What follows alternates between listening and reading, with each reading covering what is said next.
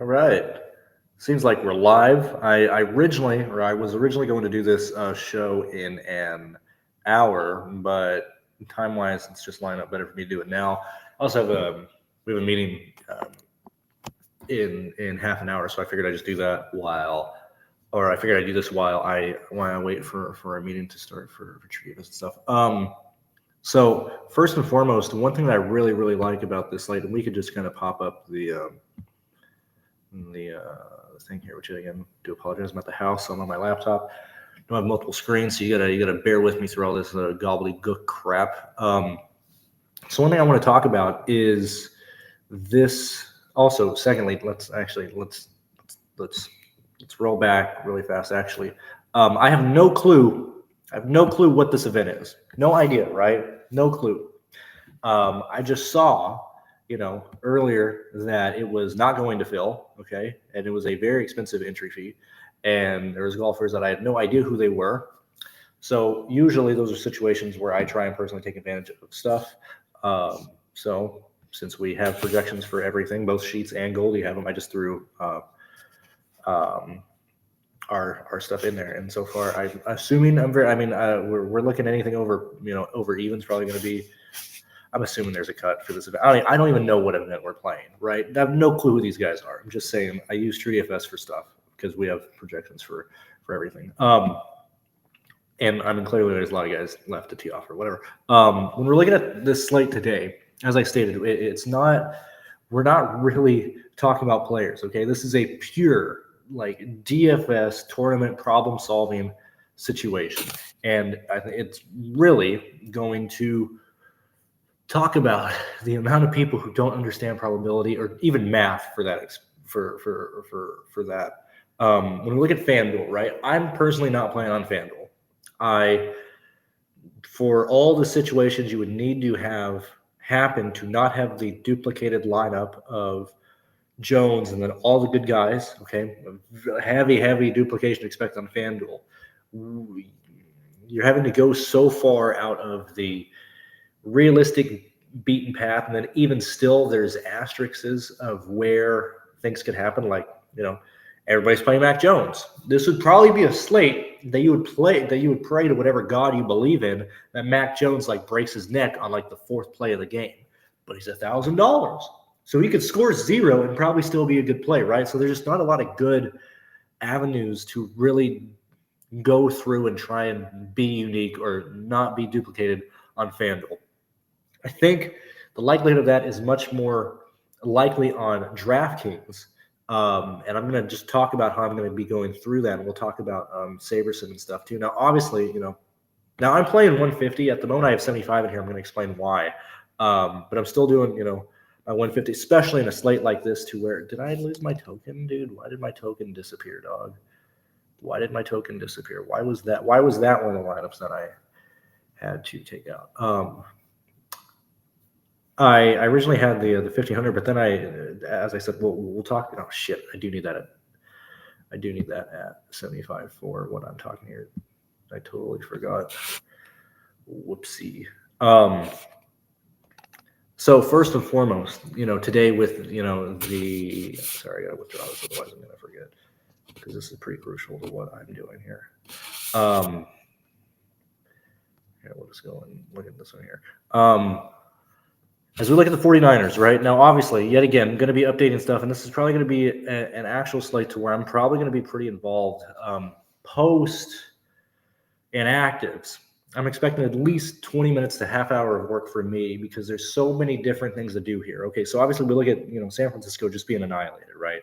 We're seeing that, we're expecting. Now, yet again, projections will show this. Okay, I'm not an expert, ball knower, whatever. I don't even really care about who these people are, right? The wide receiver 1 from San Francisco is going to be well underpriced for what their upside is, right? On top of that, we have a ton of value on San Francisco. Duh. And if anybody's needing me to say that, I don't know what you're talking. I don't know what you're here for. But what this does is make this game, there's multiple ways to go about it. And yes, duplication is going to be huge tonight. So I'm going to talk about specifically how I'm going to focus on that. But yet again, I haven't ran stuff yet, but I want to talk about this before my meeting. Puka, Christian McCaffrey, Devontae Adams. Okay, these three guys typically would be the people that I'm targeting for captain positions on a slate like this. Okay, let me make sure this video is going through. Let me just check before I really waste my time. Okay, cool. We are. Sure looks like we're live. Cool. All right, cool. 60 guys here. Thank you for being here. Puka, Christian McCaffrey, and Devontae Adams would normally be the people that I want to work, that I'd want to play, right? Now, before the injuries and stuff, this is a very expensive slate for guys up top, 11-6, 11-4, 9-6 or whatever. Why would those three be the guys that I'd want? Well, Puka's been the best player in NFL history, okay, since O.J. Simpson, right? Christian McCaffrey's been great. Devontae Adams is excelling, mainly because, teams are struggling to cover both Puka and Adams, and it's leaving Adams fairly open. Those would be my three guys for those reasons. Now, as I stated, very expensive, and typically this would be very difficult to play these guys, right, without massive value to use today. Now that we have that through the entirety of the San Francisco team, being rolled out, makes it very likely to do that. We then also have a situation to, yet again, typically I like targeting wide receivers and stuff. Yet again, I stated that wide receiver 1 and 2, for that matter, for San Francisco are going to be, pretty cheap for what their pricing is, right? So when we're looking at where to attack this slate, okay, my first point would be to, want to target the guys that I'd want to, who are expensive, and play as many of Puka, Christian McCaffrey, Devontae Adams, Stafford, and Jones in lineups as possible. Okay, because of that, typically I'm usually punting in the triple-digit range, the 1,000 range, whatever. For players, we have players who are very likely going to score points in that range. That's a direction that lineup construction is going to work. Secondly, is wide receiver 1 for San Francisco, and I'm using that term arbitrarily or just out there. I don't care if it's Robinson. I don't care if it's MVS. I'm just saying whoever ends up being the highest scoring wide receiver on San Francisco, which is why I'm using wide receiver 1, I would probably want that individual to be in the captain position as well, because they have a high likelihood of scoring well, and that's naturally going to leave salary on the table because we don't have to pay up for our captain position, right?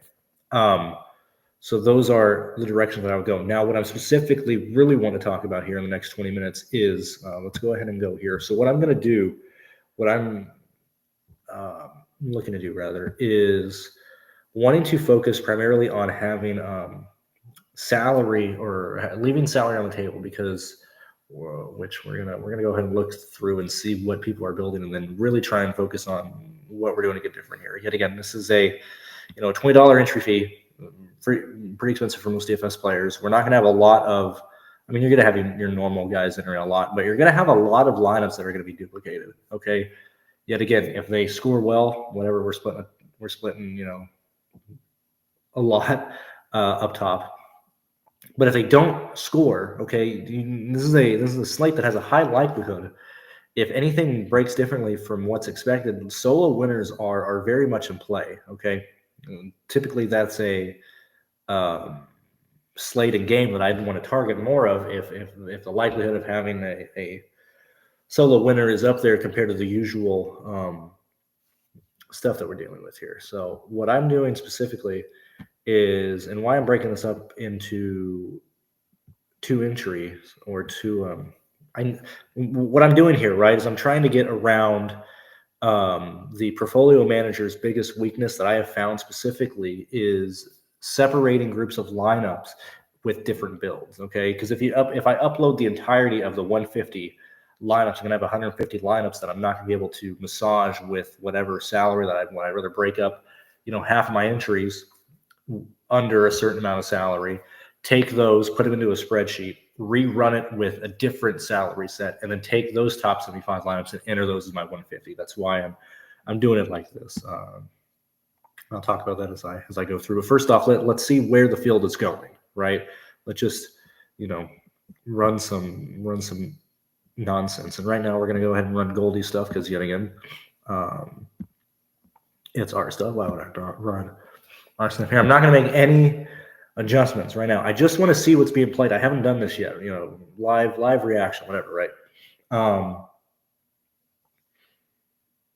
I'm going to guess that we're going to have, and we'll even run the sims and look at the duplications. Actually, that's probably what we're going to focus on the most, because there's going to be duplications with very high floors today. And, bouncing up and down on trains are going to be huge, which, like, as this loads, let's go ahead and look back at what was the last thing I played. I did baseball, which was super tilting, but I want to look back at the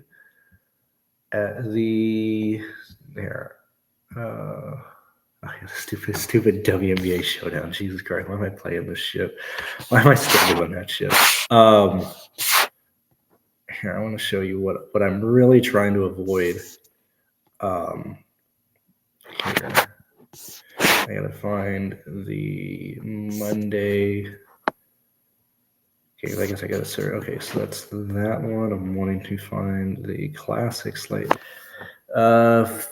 Should be this one. No, that's a showdown one. It's not that one. It's not that one. And I'm using this while this thing loads over here, because whatever.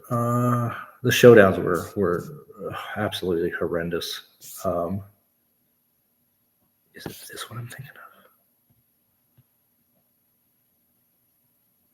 Yeah, I think it's this one. There's a pretty big train that I would envision is going to happen today. Let me look here.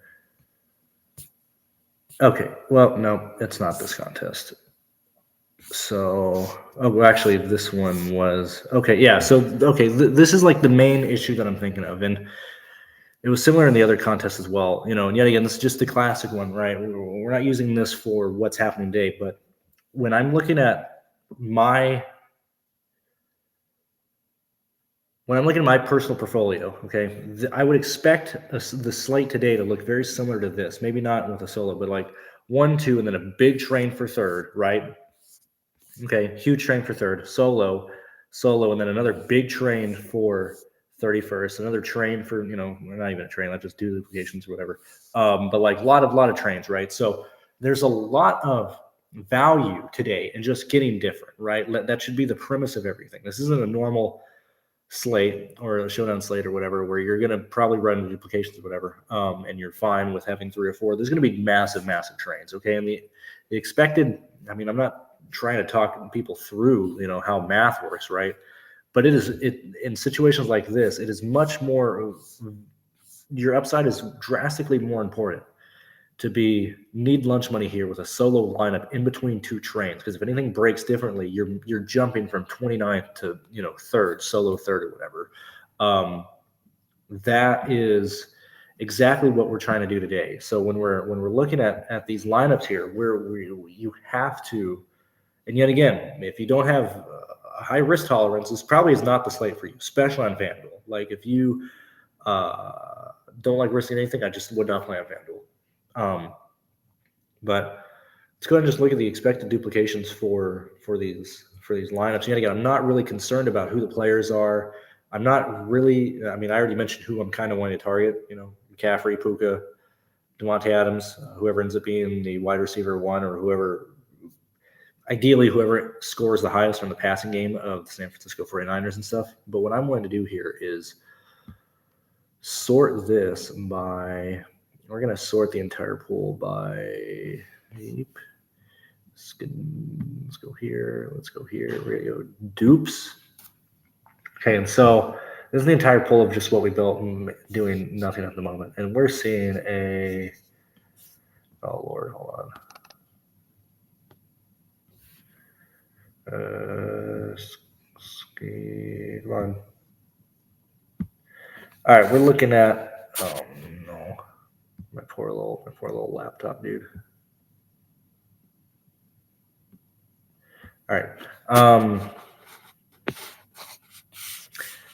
If I'm not mistaken, this should be the number, right?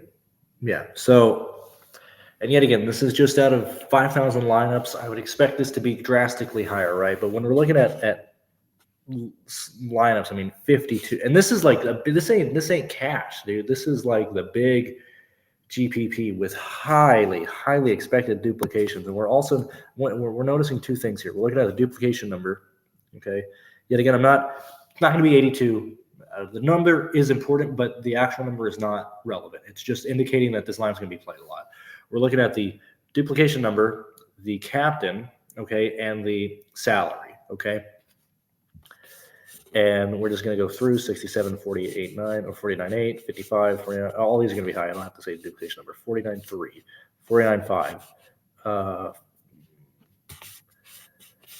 lot of Puka. This Rams one, that's hot garbage. 49, 9. So we're just, and yet again, this is just 11, right? I mean, you'd want to go in here and look at a lot more of these lineups and stuff, but leaving, and this seems very heavily favored to the Rams. It seems like I probably want more San Francisco right now. We have a 48-9.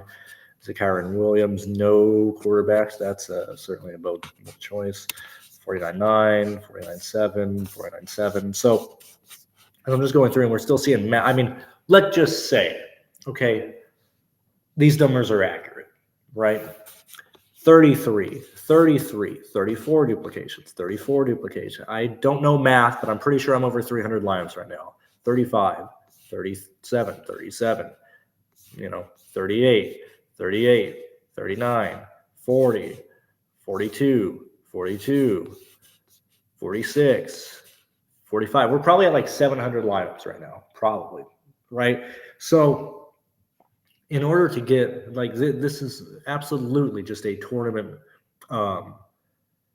build projection or build portfolio type of contest, right? Which I personally love because it has very high upside and there's really like no added risk normally, right?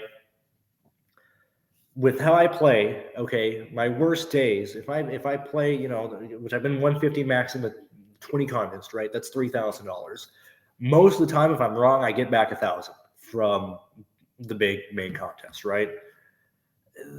That's really not that worse off, or like I'm not that worse off completely diving into avoiding duplications than getting back 33, 20, 10% of my entry fees a day, right? I don't see a drastic increase in risk tolerance versus a normal slate and how I want to play this one based on what I normally get back. Like if I blow the 3,000, whatever, right? And even, the 10 or whatever. But you're getting such a huge leverage on highly duplicated lineups. So what I'm looking at right now is I'm still just focusing on the duplication and stuff. You're getting such a huge advantage versus the field by playing aggressively today. Just feel like you just have to do that. So why do I have my stuff breaking up in two sections here for 75? One, I'm trying to take advantage or at least be able to build a huge amount of lineups that are building the way I want, that are already taking into account the leaving salary on the table and taking, lesser owned lineups. Like let's just say, for example, this isn't a lineup I'm going to play, but this is what I'm trying to do mentally, right? Let's take whatever the highest predicted lineup was, and let's kind of talk through how what I'm doing with the tools here. I also got to go in about 10 minutes here. We need this one here. Actually, just need projected score. Should be a McCaffrey line. It might be a Puka. I don't really care. We can work with either or. Okay, so this McCaffrey, Puka, Parkinson. Okay, so Doot, Puka, Doot, Stafford, Whittington, whatever. It just seems like a pretty terrible lineup. We can just put value player 1 as your imaginary guy here, and then what am I missing here? Carlson, no Park. So the names aren't important here. We could just have expensive player 1, expensive player 2, expensive player 3, mid-range, value, San Francisco / Ram, right? If I like this type of lineup, okay, what I would do, hand building and stuff, yet again, we're not concerned about who these players are. We're just focusing on the salary and what remain salary is, right? You can go in and envision who can outscore who, right? Hey, if you're paying up here, you're leaving less money online, probably going to be a duplicated lineup, right? Can anybody in this range or lower potentially score the same as Kyron Williams? Okay, or mid-range play one. If we're talking about Kyron Williams specifically, we've seen him lose rush attempts, compared to whatever he had been getting, We're not really concerned about that, but we're looking at, can wide receiver one from San Francisco potentially outscore, mid-range play here? Okay, if you just go down from Williams to wide receiver one or whatever, we're in a situation where we're leaving 4,700 on the table. Let's just assume we're talking through things. San Francisco value, Las Vegas or LA value one works. This works. Everything is correct. It was just a 1v1 between Williams and San Francisco wide receiver one. This is how much we're leaving on the salary, right? So, and that'll also probably be duplicated as well with how sensitive the salary is today. But what I'm wanting to do specifically between my 150, which I need this to be 75 for what I'm doing here, is I want half of my lineups to have enough 1v1s that are getting the basic duplications out of the way. What I'm going to be doing that is, yet again, I'm happy taking the risk here, is probably having 49.7 to 49.6 as my salary for this run. Okay, so what I would do is I'd end up running with the captains I want, which yet again, I like McCaffrey, I like Puka, I like Devontae Adams, I like whoever. Yet again, we need to know the inactives, the final inactives for San Francisco, where everybody's slotting at. But I like the wide receiver one from San Francisco. Once that is put in and ran, okay, I then want to be, because yet again, we're seeing the amount of duplications that we have. We're anticipating the amount of gigantic trains that we're running into for a slate like this. I want to try and be very aggressive to have solo lineups. Now, yet again, this was a bit of an extreme example because we went from 400 left to 47, right? But if I have 75 lineups that typically I don't deal with a ton of duplication anyway with how I approach things, I'm not really concerned about this 75 that would be under this salary having ton. If I do run into a situation or whatever, that's why I don't want my full 150 set being under this salary. I will probably be very aggressive today and have my second set of lineups that are being played. Probably, what I'm going to do, and I can't really do it now because I don't know how many lineups that I build here I would actually end up playing. I don't want to give that stuff away. Yet again, still early, but I'd rather just do that on my own. That's why I'm telling you what I'm doing, okay? But I'm not showing what I'm doing, right? And then depending on what my average or what I'm getting a feel for. Yet again, this is the pull and projection. But if I'm seeing a lot of lineups when I run stuff at like 49 threes, 49 ones, 48 nines, or whatever, once I get a feel of, okay, I'm avoiding the duplications that are at very high salaries today. I think I'm being okay with the mid-range fours or whatever, 49 under. I want my second lineup set to be pretty aggressive on salary, and so whatever number I feel is where things are at, I will probably end up putting in the second set of lineups, forcing in a max salary of 48.6 to then get more of the more extreme 1v1s and stuff. Now, yet again, when we're looking at a slate, specifically showdown, okay, when we look at the salaries and stuff, all this is pretty close together. Yet again, obviously factoring captain, whatever. But usually when you're building, when you're doing 1v1s, it'll go from 400 salary left over to 800 to 1,200, maybe 1,800 in that range. With how non-existent actually the mid-range is, with losing a 74-7-6 backup quarterback, so we're all the way down. There's no player that is in play from Kyron Williams at $9,000 to what kind of name is this, dude? Joshua. We don't have anybody in play from 9,000 to 54 from Joshua. Okay, so That's $3,000 right there. That should be, if we're doing 1v1s between guys up here and guys down here, okay, the range should probably be like 22 to 3 to 3,500 being left over if we're trying to get unique and stuff. And yet again, with the amount of duplication trains we're expecting, the amount of ownership that we're expecting on certain people, that's why I'm probably going to be pretty aggressive on the second 75 and my 150 to be pretty aggressive. And I might even be more aggressive, actually, kind of just talking through that for this range. And I want another set of 75, leaving a lot on the table. Yet again, a high chance for duplications today. Okay. High chance. With that said, high chance for a solo winner if anything goes off the rails. Okay. So I'm perfectly okay with, hey, there's upside for a solo win. There's upside to really be against the trains here and whatever.